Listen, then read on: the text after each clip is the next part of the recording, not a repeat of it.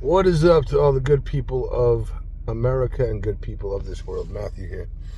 So, oh man, I just went and bought all the cinnamon bun apples from Price Chopper, man. Those cinnamon bun apples are delicious. The caramel cinnamon bun apples by Moyer Farms. Oh, I am smitten with them. Straight up smitten. Anyway, I'm sitting here reflecting on my life, man. It's just like, I'll be honest, with the life I've led and like the point I'm at in life, I'm finding it hard to relate with the average person. You know what I mean? I'm just a human being that is just so grateful to be alive. And yeah, I'm trying to seek out people that got the same mindset. Like, what? No, I've had enough bad days. I had 47 years of bad days, of pain. I mean, literally, my skin from, it's like leather. You know what I mean? From the life that I've led, like leather. No joke. Like leather. I mean, scars on top of scars, going down my arms and up my arms, and you know what I mean, just down my legs, and scars from just fighting, and you know, self-inflicted from drug use and motorcycle accidents and high-speed chases, and you know what I mean, razor fights and knife fights and all the trauma, you know what I mean, that I've endured, being fought like an animal in Mexico, in cages in Mexico, and MCSO by the guards in Maricopa, you know, in Joe Arpaio's jail. You know, Friday night fights, man. Friday night fights. Anybody that, you know what I mean, has Tent City, Durango, you know what I mean? They would be betting on us, the guards, like we were animals. And, you know, not everybody endured it, but if you were a bigger dude like I was, believe me, they were all about squaring you off with another dangerous prisoner, and you know what I mean, and depravity. And I survived all that, you know what I mean, and like, but yeah, after you've survived things like that, you know what I mean, and I'm not the only one. I mean, every prisoner that I ever fought, you know what I mean, they got fought like an animal too, and you know, it is what it is. So, you know, I would never, you know, I know I'm not the only one. I pray every single person that, you know what I mean, that I went up against, or that, you know what I mean, that I witnessed, I pray you make it to the other side of it also. And if, you know what I mean, yo, if you remember the face, you know what I mean, and you fought me, and we fought, feel free to reach out to me, you know what I mean. I'm not going to, you know, I don't even know most of your names. The only person's name that I know is Corey Williamson. The only reason why I know his name is because I almost killed him. I gave him a brain hemorrhage. And that's a whole nother story. And thank God he survived, man, because I was trying to do that kid a favor. I told him, I said, listen, when we go to El Baño, I'm going to pull my punches. I don't, you know what I mean? We're going to put on a show for these motherfuckers. And excuse my language, I'm trying not to curse. We're going to put on a show and just go down. You know what I mean? I had my boy Corey Oglesby, you know what I mean? He was in on it, but he didn't even touch Corey Williamson, because it was one uppercut, brain hemorrhage. Came down on the back of a steel sink, and instant seizure. Like I shared before, a mist of blood hit me in the eyes, the nose, and the mouth, speckled all over my stripes, my black and white stripes, and my pink thermal. And yeah, that's how fucked up. God, see, I'm trying not to curse. Prisoners, bro. The heads. I got moved out. It's a long story, but that fight happened at 11 a.m. They wrapped that kid's head with blankets, and they shoved his body underneath the bunk. And I got moved to another house instantly because anyway, the heads, because when things get too violent, they know from watching the camera who the heads are. I was second head at that point. And I, you know, I mean, I didn't, anyway, yeah, I didn't even want to be head, but I was like, yeah, at least if I take the position, I'll have control over the violence, you know what I mean? But yeah, they didn't let this kid, there's a little red button. It was D7B pod that you're allowed to, you know what I mean? You can roll up, you press this little red button, and they'll get the guard's attention. They didn't let this kid go to medical. He sat there unconscious for hours, then he came to. This is what I heard. I don't know what, you know what I mean, I wasn't there, but it all got back to me. And he came to, and he was, because I gave him a you know, I didn't purposely, but when he came down on the steel sink, it gave him like supposedly like a 9-inch gash is what I heard on the back of his head. It ripped his whole head open. And I remember when I came out, man, the head of the Pisces came up to me pissed off. He said, yo, what did you do to him? He said, you stab him? And I'm like, what are you talking about? Because I didn't realize what happened to him. I mean, I just knew a mist of blood went through the air, and I beelined out of there. And I really didn't know what happened. I didn't realize he hit his head on the sink. I thought I blew his nose open or something. And yeah, the head of the Pisces was like, what did you do to him? And I'm like, what are you talking about? I just said, uno chingazo. One punch. That's it. And he's like, uno chingazo. I said, yeah, uno chingazo, one punch. And he was just like, whoa. And I'm like, I didn't know what was going on. You know what I mean? I honestly didn't. I mean, they had covered the cameras up and they shoved the kid's body underneath the bunk. I mean, I knew he went into a seizure. I saw him, seizuring and shit. But, yeah, I mean, you know what I mean? That's the shitty thing is like, looking back, I should have just went and grabbed the guard and been like, yo, here, whatever. Took the consequences because, you know what I mean? When it comes down to another human being's life, we live in we live and we learn. And the guards set that fight up. The guards set that entire thing up. And when they tried to charge me for it, they were telling me that I was going to be charged with attempted murder. And I was like, oh, you got some nerve. I said, you know what I mean?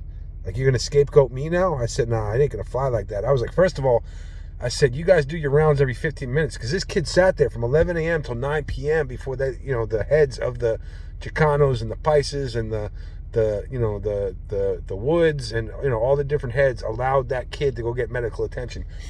So I told the guards, I was like, yo, listen. I said, you guys do rounds every 15 minutes. So that means from 11 a.m. till 9 p.m., you pass by a kid bleeding to death every 15 minutes and you didn't even notice. I said, man, if that was me, I wouldn't even want to tell my superiors that story because it would make me look totally incompetent. All of you, totally incompetent. And this dude was, there was two guys. They were both so mad. And I'm just looking at them. And I broke him. I seen it. And they're like, whoa, he's right. I could see it all over him. He's like, whoa, he's right. You know what I mean? They didn't even think about that. And, they still tried doing a little threatening thing. But the next morning, they stripped me down like I was going to the hole. And I actually posted bail money, cash bail. I had it the entire time, but I was like, yo, I just was going to sit and work out in jail. You know what I mean? No commissary, nothing. I told my family, just leave me in here. You know what I mean? I just want to, I was trying to, I spent over a year and, a year and, I don't know, 3 months. I think it was a year and 2 months between getting extradited. I spent, I don't know, like 100 days in Supermax in Orange County. And then they finally flew me from, they picked me up. 2 sheriff deputies in Arizona came and got me out of Orange County after I waived from the time I waived extradition, it was the 87th day. That was a funny thing. Everybody, even the guards in Orange County and the inmates were betting on me whether Arizona was going to come get me because it was getting up in the 80s, 70s and 80s. And they're like, oh, they're not going to come get this guy. And I'm like, you people have no clue. And I gave an inside tip to one dude, and I told him, I said, listen, bet on they're coming to get me with everything you got. And I don't know if he did or not, but I was trying to lace him up because I was like, yo, I know Arizona's coming to get me. I was facing up to 14 years total is what I could have gotten.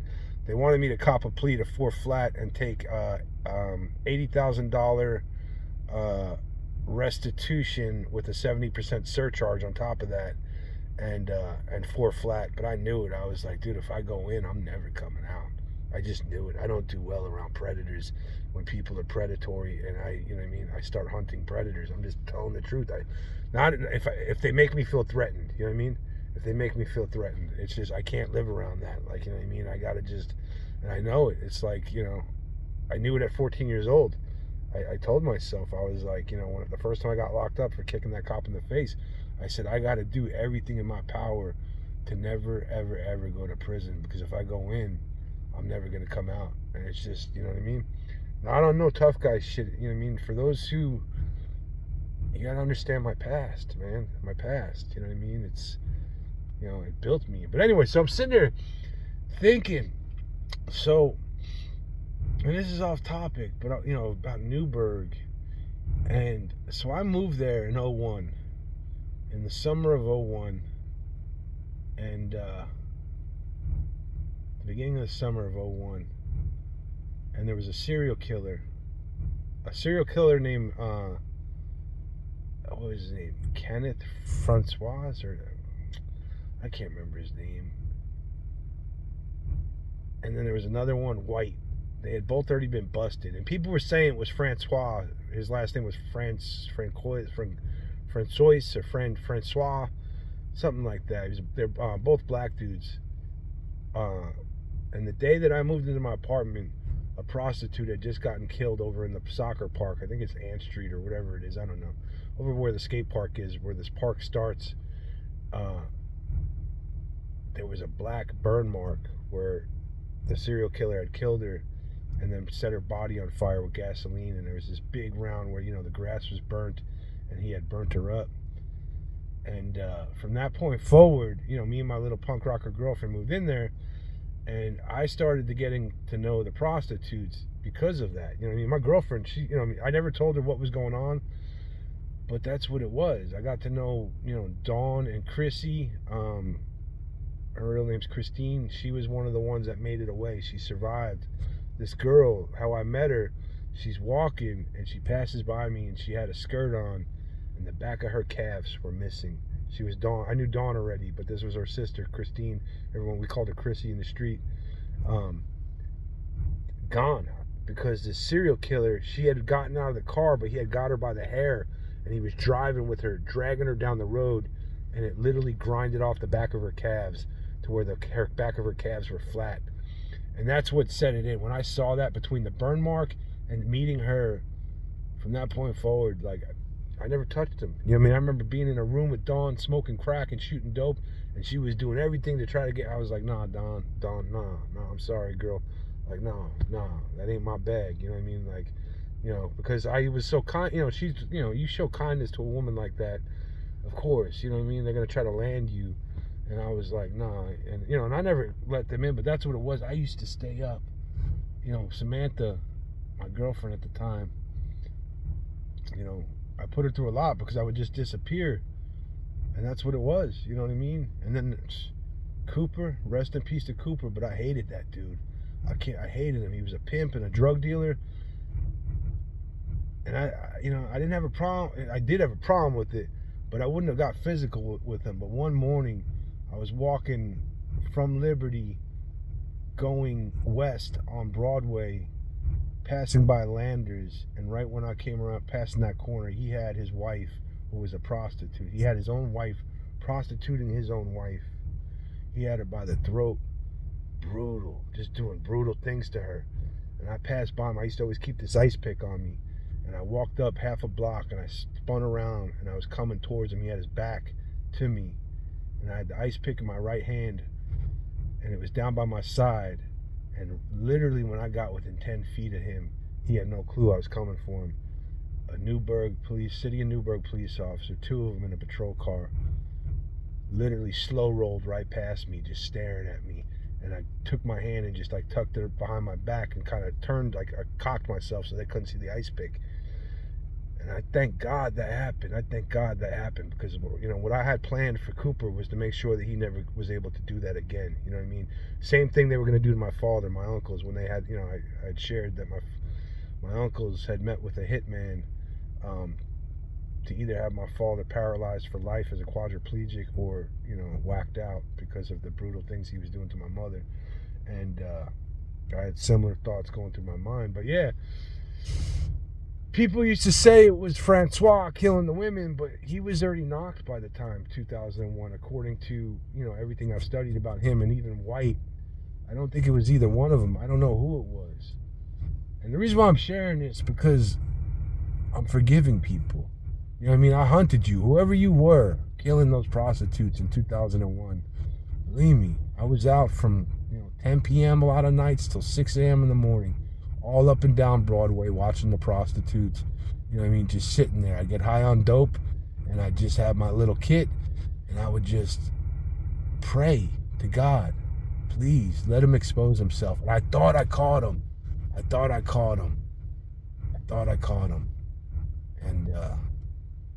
it wasn't him. It was definitely a piece, it was definitely somebody that, yeah. I found this guy. He came up to me in the middle of the night, 4 a.m, asking to buy vials of my blood. And I saw it instantly. I said, oh, you did something brutal. You're trying to frame me. And I didn't say nothing. I said, what? Vials of blood? I played it off and just played him. He turned his back to me and started walking away. And next thing I followed him all the way. And, yeah, it is what it is. Brutal. brutal human beings on this planet, and I forgive both of them. You know what I mean? Whoever that was, you know what I mean, that was killing them prostitutes, I forgive you. You know what I mean? Like, believe me, I seen right when I saw that burn mark, I felt you, your energy and your evilness and your hatred. Your hatred. I mean, broken and depraved and full of rage and hate to the point that the average human being can't even understand it. But I understand it. Evil, evil, evil. But the thing is, that person was born pure, you know what I mean, as a child, as a baby. You know what I mean? From the second we touch down on this earth, things start happening to us and they start shaping us. But I 110% believe we all touch down pure. You know what I mean? My father talked about that. You know what I mean? The coldness. He can remember being in his crib as a baby and just feeling emptiness and coldness from his own mother and no love. And believe me, I saw it too. You know what I mean? There was a lot of, yeah, that's what happened. You know what I mean? When your own mother doesn't love you and doesn't want you. And yeah, my father went through the same thing as a baby, just like I did. And I mean, I love my mother, but it's just the circumstances of my birth. And I sit there and I contemplate, like, you know, what takes place with serial killers. You know what I mean? Because I never became like that. You know what I mean? I just never did. I never became evil. You know what I mean? My uncle said it to me the other day. He goes, dude, you're so smart, man. You rationalize and you put yourself in everybody else's shoes to think about how the next man thinks. Yeah, of course. Because if I didn't, I probably would be a serial killer. You know what I mean? I had to do that. I had to do that to the people that hurt me so badly.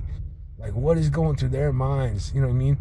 And it took me years. Like I shared, I was a vessel of rage. I felt nothing but rage. I can't say I ever let hatred enter my heart, but I let just rage. I always knew if I let hatred enter my heart, it'd be a wrap, man. This whole world would be on fire. You know what I mean? Yellow cake and all that, you know what I mean? I was studying things that, you know what I mean, just lethal, you know what I mean? And like, wow. Yeah. Anyway, so, yeah, you know what I mean? That was my life. How do I fit in with y'all now? You know what I mean? Like, how do I fit in? You know what I mean? I don't know. I'm trying to find my way. I'm doing my best. I got my caramel apples, my caramel cinnamon apples. I'm going to eat, you know, I'm not going to pig out. I've set limits. Half an apple a day at night. One half of an apple. They're good to December 8th, and they'll be gone soon enough. I got 5 of them. And that's all I can do, man. The past is the past. And like, why am I letting this out now? Because when I get the keys to my new house, it's a new chapter, you know what I mean? So I'm sharing all this and shit, you know what I mean? Like, it is what it is. And to Dawn, Chrissy, Bernadette, you know what I mean? Bernadette. The first time I met that woman, she just stopped and looked at me eating a piece of cake. Just like, who the fuck is this white boy? I can just tell she's looking at, who's this white boy in an all-black neighborhood in the hood? Showing no fear like he owns this bitch. She just, and then after that, she was all over me like a cheap suit. Dude, Bernadette, I love that woman, man. We became homies. I don't know if you're alive or not. I know Dawn was alive. I seen Dawn in like 2021. And she, you know, looking bad, man. Never got out the streets. Rest in peace to Savage, you know what I mean?